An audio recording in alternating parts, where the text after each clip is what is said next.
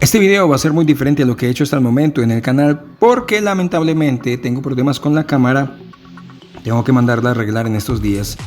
Y pues lo importante es cumplirla a ustedes, ya sea en audio o en video. Y por lo tanto este video va a ser en formato de audio, o sea que va a ser una especie de podcast.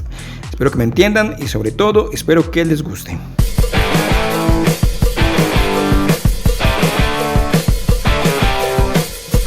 Hola a todos, sean nuevamente bienvenidos a mi casa, el rancho de Mancho y Milo, que pues no lo pueden ver por obvias razones en este momento, pero como siempre se encuentra aquí a mi lado.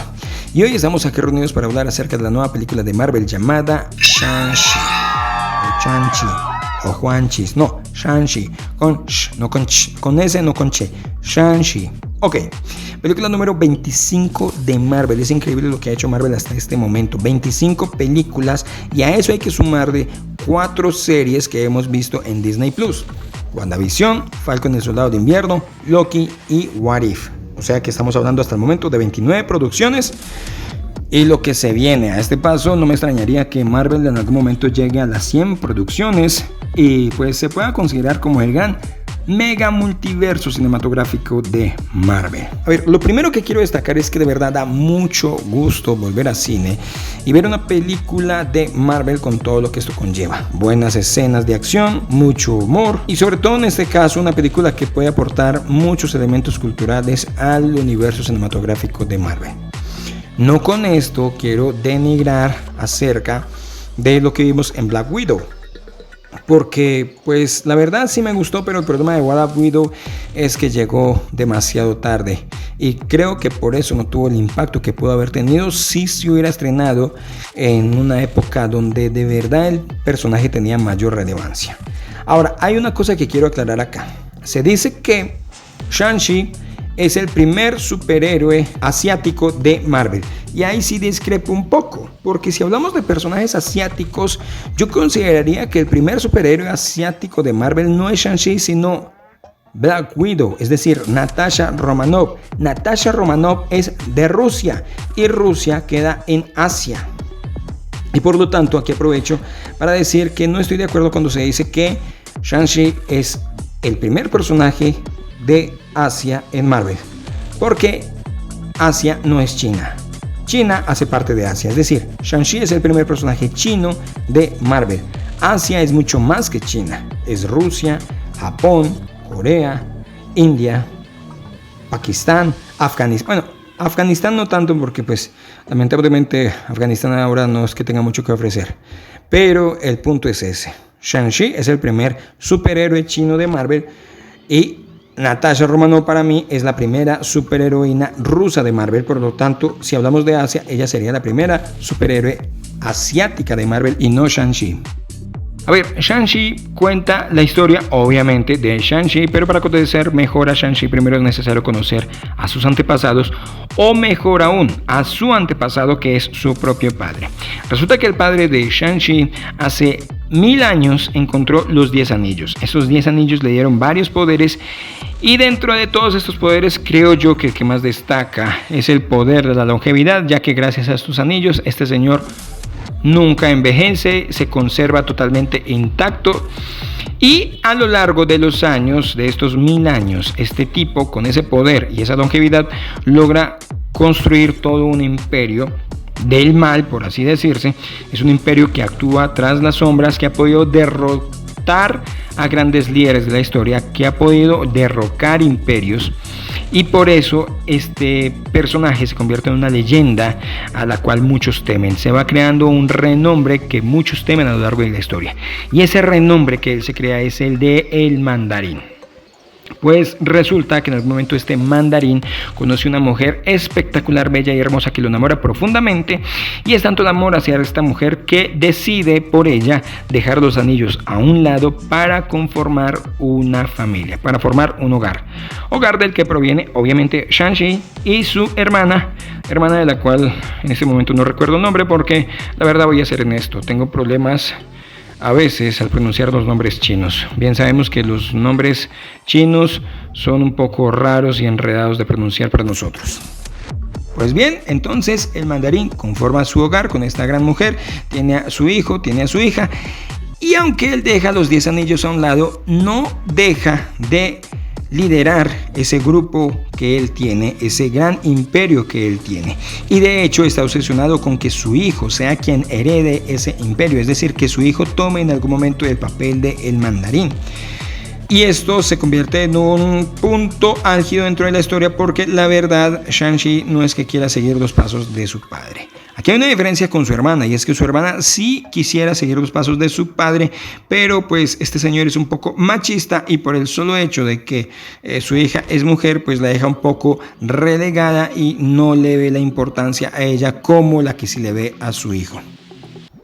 El problema es que hay un momento dentro de esta historia que sucede algo totalmente trágico que hace que esta familia quede totalmente dividida.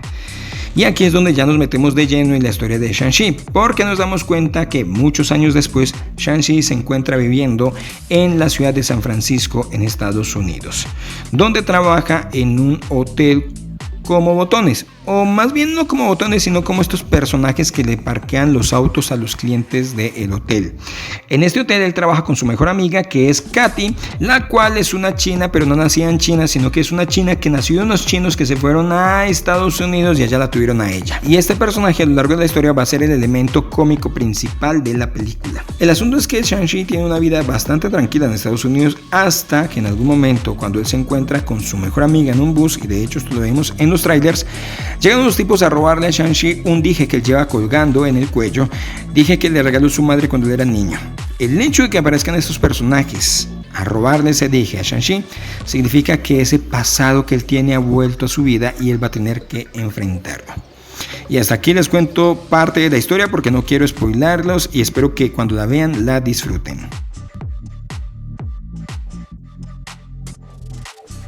Entonces tenemos que esta es una película de introducción de un personaje nuevo, es una película de orígenes donde vamos a conocer a Shang-Chi, su pasado, su familia, sus motivaciones y sobre todo lo que este personaje le podrá aportar en un futuro al universo cinematográfico de Marvel, porque como bien sabemos Shang-Chi en algún momento va a ser parte de los Vengadores.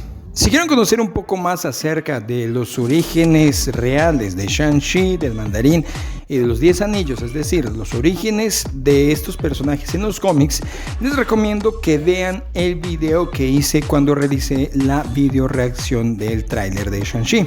Allí explico un poco más acerca de estos personajes, cómo son realmente en los cómics. Dicho video lo voy a dejar acá en la pestañita para que lo puedan ver después de ver obviamente este video. Sin lugar a dudas esta película es un homenaje a la cultura china, tiene muchos elementos chinos muy hermosos de esta cultura como el vestuario, la arquitectura, la música, los paisajes, los jardines y en especial el idioma, porque hay escenas donde los personajes hablan mandarín, hablan su verdadero idioma y no como pasa en la mayoría de las películas que los personajes todos, no importa dónde sean, así sean de otro mundo, siempre hablan inglés. Además creo yo que esta es la película que tiene el mayor número de seres o de personajes mitológicos de una misma cultura. Es decir, en esta película vamos a ver muchas criaturas de la mitología china y son espectaculares. Ahora, no quiere decir que estas criaturas vayan a intervenir constantemente o vayan a ser eje fundamental dentro de la historia, no, porque la mayoría de estas criaturas simplemente las vemos pasar o las vemos de fondo, pero vuelvo y digo, el hecho de que hayan resaltado tanto los seres mitológicos de esta cultura me parece que es un punto a favor. Ahora, con todos esos elementos culturales que nos muestra esta película acerca de la cultura china, ¿será posible que entonces Shang-Chi llegue a tener el éxito cultural que tuvo en su momento Black Panther? Pues la verdad, honestamente, no lo creo, porque de hecho a mí, aunque me gustó la película, no tuvo el mismo impacto en mí o no sentí lo mismo que tuve cuando vi Black Panther en el cine. Y por otro lado, esta película de hecho tiene algo que la puede afectar y es que justamente el gobierno de China tiene vetada esta película porque para ellos la forma en que se representa la cultura china no es la adecuada. Claro que pues tengamos en cuenta que el gobierno de China a veces es un poco estricto en sus normas. Sin embargo, creo que hay una parte en que tienen razón y es que lamentablemente la película cae en ocasiones en estereotipos acerca de la cultura y de los personajes chinos que en la película vemos. Y continuando con todo este tema de lo cultural, creo yo que lo que más aporta esta película al UCM es, sin lugar a dudas, el tema de las artes marciales, porque para nadie es una mentira que las artes marciales son espectaculares. Ver una pelea de artes marciales es espectacular, es genial. Todos en algún momento quisimos aprender artes marciales, aprender ya sea karate, taekwondo, jiu-jitsu o lo que sea, y aquí en esta película las peleas son geniales. Me atrevería a decir yo que Shang-Chi tiene las mejores escenas de pelea cuerpo a cuerpo de todo el UCM. Y aclaro, del UCM, porque como bien sabemos hay algunas producciones que también utilizan personajes de Marvel pero que no hacen parte del UCM. Es más, para ser más claro, hablo específicamente de Daredevil de Netflix, una serie muy buena, son espectaculares con unos planos secuencia imperdibles. Y es que como no van a ser espectaculares las peleas en esta película, si muchos de los actores que participan en ella son unos verdaderos profesionales en las artes marciales. Empezando por Simu Liu, que se destaca espectacularmente al momento de pelear, y también el actor que hace el papel del padre de Shang-Chi, es decir, el mandarín, que también es un duro de las artes marciales. Y no digo el nombre de él porque, como bien saben, tengo problemas con los nombres chinos. Pero eso sí, no todos los actores, dije la mayoría, pero no todos los actores son especialistas en artes marciales. Sin embargo, todos son muy buenos actores y hacen un excelente papel.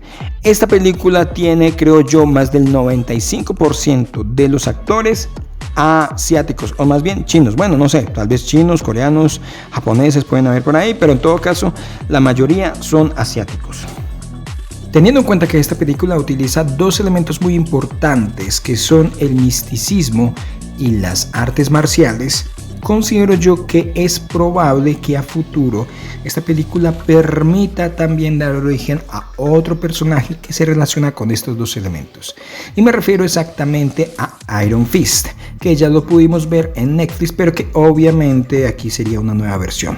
Iron Fist, como bien sabemos, es un personaje también relacionado con estos dos elementos, y de hecho el personaje, aunque no es asiático, sí fue entrenado en Asia.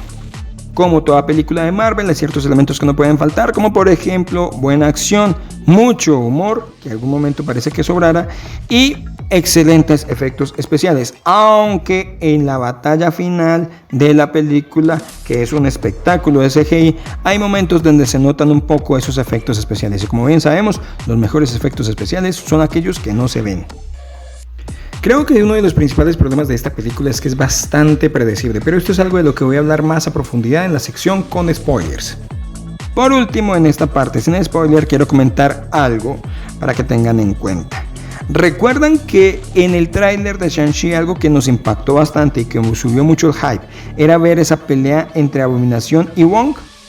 Pues bien, no se hagan muchas ilusiones, porque a pesar de que el momentico ese de la pelea es muy bueno, la verdad es que esto simplemente es un cameo que tampoco es que aporte mucho a la trama de la historia, especialmente hablando de Abominación.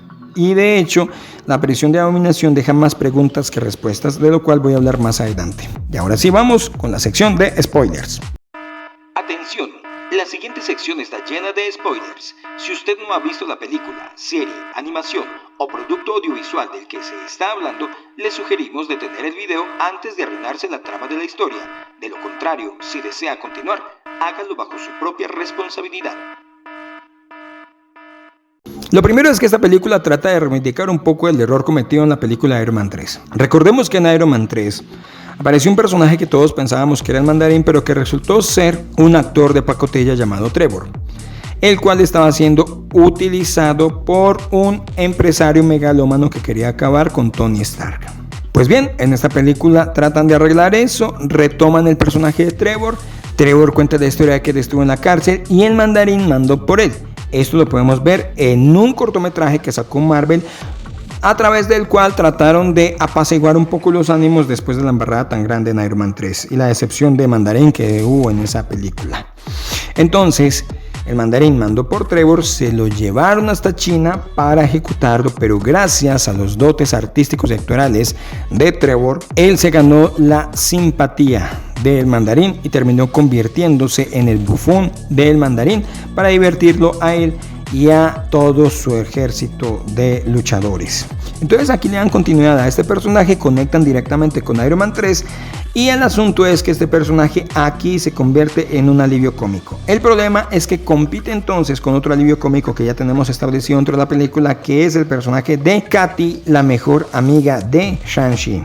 Y aunque hay ciertos momentos que parece que la sobrecarga de humor, ya con 2 alivios cómicos, es demasiado, no vamos a negar que también hay ciertos chistes que pegan muy bien, como por ejemplo el chiste del planeta de los simios, que es espectacular de parte de Trevor. Por otro lado, recordemos que muchos nos emocionamos cuando vimos en el tráiler de Shang-Chi la aparición de Abominación peleando contra Wong. Ese momento parecía espectacular y de hecho el momento es muy corto en la película y es muy bueno, sobre todo ver cómo Wong creativamente derrota a Abominación. El problema es que este cameo no aporta nada a la película y deja más preguntas que respuestas. A ver, primero vemos entonces a Abominación peleando contra Wong y después en la escena siguiente vemos a Wong y Abominación hablando en un camerino como si fueran viejos amigos. Y aquí es donde vienen varias preguntas. Primero, ¿por qué carajos aparece Abominación en esta película? Se supone que en la película de Hulk él había sido derrotado, había sido capturado y lo que sabemos por ciertas especulaciones o ciertos rumores hasta el momento es que él estaba en una cárcel de alta seguridad de S.H.I.E.L.D. Puede ser la Balsa o puede ser alguna otra. La pregunta es entonces ¿cómo llegó hasta acá? ¿Qué sentido tiene? ¿Qué estaba buscando él en este lugar? Pero lo que más me inquieta a mí es ¿cómo es posible que Abominación sea amigo de Wong? ¿En qué momento nació esa amistad? ¿De dónde se conocen? Y sobre todo, ¿Hulk sabe que Wong es amigo de Abominación? Como ya lo mencioné en la sección sin spoilers, considero que una de las fallas más grandes de esta película es que hay momentos donde se vuelve bastante predecible. Uno se imagina que va a suceder algo y efectivamente termina sucediendo. Y esto le quita mucho poder a la película, ya que se pierde esa sensación de sorpresa cuando vamos a ver algo que no sabemos para dónde va y que nos termina sorprendiendo con algo que no nos esperamos. Para que me entiendan mejor voy a ser mucho más exacto y voy a mencionar un personaje. El personaje de Katy, la mejor amiga de Shang-Chi. Resulta que cuando ellos llegan a esta aldea que hace parte de la vida pasada de la madre de Shang-Chi, un lugar místico lleno de magia y seres mitológicos, Katy termina involucrada en un entrenamiento con arco y flecha. Y cuando uno ve eso, uno se imagina que algo va a suceder, que muy probablemente ella con esas flechas va a hacer algo totalmente espectacular. Y efectivamente es lo que termina sucediendo, porque en el momento más tensionante de la película, cuando el monstruo traga almas está a punto de derrotar a la dragona que está ayudando a Shang-Chi, justamente en ese momento, Katy, a pesar de llevar solamente un día entrenando con arco y flecha, es la única que logra atinarle un golpe a este monstruo y salvar el momento. Y así como este momento, también hay algunos otros momentos que se vuelven predecibles dentro de la película y le quitan esa magia de sorpresa que nos permite a nosotros ver expectantes sin saber qué va a suceder más adelante. Por último, a pesar de que la película es buena, nos queda viendo 2 cosas muy grandes y son las siguientes. Primero, el mandarín. Teniendo en cuenta lo que hemos visto anteriormente en las películas de Marvel, especialmente en las de Iron Man, se suponía que el mandarín es un terrorista de alto nivel, un tipo al que todo mundo le teme, un tipo totalmente desalmado que no tiene reparos en hacer lo que tenga que hacer para lograr sus objetivos. Pues bien, teniendo eso en cuenta, yo me imaginé que en esta película íbamos a ver esa versión del mandarín totalmente despiadada, siendo un completo tirano. Pues no, resulta que la película se convirtió más en un drama familiar porque nos mostraron fue la parte familiar del mandarín y esto le quitó mucho peso a ese mandarín que esperábamos ver en Marvel como nos lo sugirieron en las películas de Iron Man.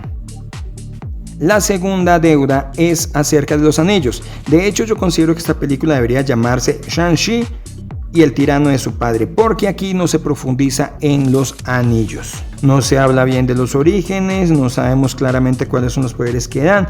Obviamente es un elemento de poder dentro de la película, pero no se profundiza en la historia de estos. Por lo tanto, no tiene sentido que la película se llame Shang-Chi y la leyenda de los 10 anillos. Esta es una parte que queda fuertemente pendiente en la película, pero que sabemos que vamos a tener una respuesta, ya que es muy seguro que esta película tenga una segunda parte, y teniendo en cuenta la escena post-créditos, pues sin lugar a dudas, es probable que en la siguiente película de Shang-Chi, el fuerte sean los 10 anillos. Y con esto vamos entonces a las escenas postcréditos. En la escena postcréditos podemos ver a Shang-Chi, su mujer amiga Katy, Wong, y a través de videollamada con una especie de hologramas, la Capitana Marvel y a Bruce Banner, el cual se encuentra en estado humano, es decir, no está convertido en Hulk, como le vimos en las últimas películas de Marvel, sino que está en un humano, es decir, estamos viendo a Bruce Banner, y además tiene el brazo enyesado porque recordemos que él se lastimó fuertemente el brazo cuando chasqueó los dedos para revivir a la mitad de los seres vivos del universo. Lo que llevó a esta escena postcréditos es que Wong citó a Shang-Chi y a Katy para que llevaran los 10 anillos para analizarlos. Y en esta reunión, junto con la Capitana Marvel y Bruce Banner, están tratando de descifrar varios misterios que tienen los anillos. Como por ejemplo, según la Capitana Marvel, estos anillos no son de origen extraterrestre. Según Bruce Banner, los anillos no están hechos de vibranium. Y además, según ciertos cálculos, esos anillos tienen más de 1000 años, es decir, que son mucho más viejos. Y además, para acabar de completar, estos anillos están enviando una señal. No se sabe a dónde o a quiénes y para qué.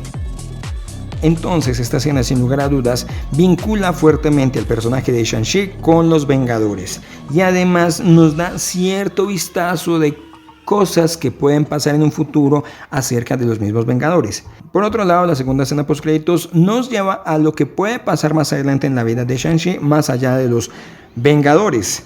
En esta escena vemos a la hermana de Shang-Chi que ha tomado el trono de su padre, es decir, del mandarín, en esta organización de los 10 anillos. Y aunque en la película ambos hermanos se la llevaron bien y parecía que tenían buenas intenciones, en la escena postcréditos se nos sugiere que al parecer la hermana de Shang-Chi va a tomar otro camino y se va a volver una especie de villana.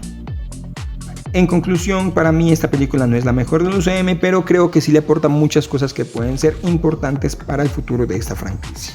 Y sobre todo nos da un personaje que sin lugar a dudas va a ser el deleite para muchos y se va a robar muchos corazones porque sin lugar a dudas Shang-Chi es un excelente personaje con un buen carisma, con un buen corazón y con mucho potencial para dar.